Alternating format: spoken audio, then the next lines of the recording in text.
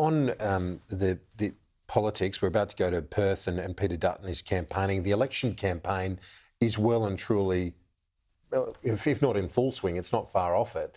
What's your read of the situation? Is the government behind now? Do you have to make up ground as you head to election day? I'd be very careful, as I've said elsewhere, about making predictions about how these things go, and in particular where things are at, given we've lived through 2019.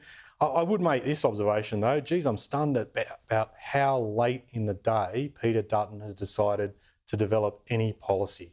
From my perspective, it indicates a lazy mind, and by that I mean there are big issues that people expect politicians to be able to have an answer to.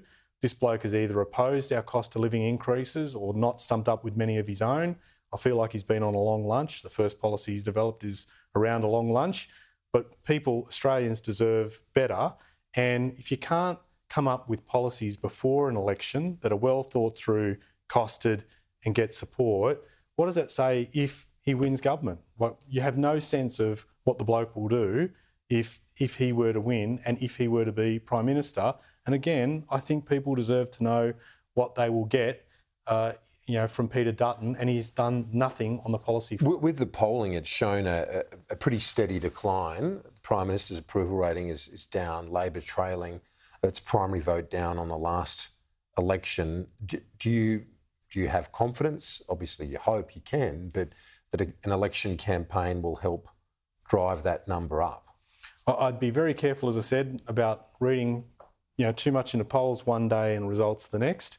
I think from our point of view, the focus has been, like for a lot of governments across the world, how do we deal with the surge of inflation and the pressure it puts on families? We have worked really hard on that.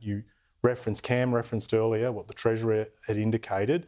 We've done so in terms of bringing inflation down, avoiding recession, creating jobs, but also delivering cost of living measures that were opposed by the coalition, and people would be worse off over $7,000 if Peter Dutton had his way and blocked all those measures, refused to back a tax cut, plus all the other stuff that we had brought in to make life easier for Australians in the face of a big cost of living challenge. Industry and Science Minister Ed Husic, appreciate your time as always. Thanks, Koji. We'll talk to you soon.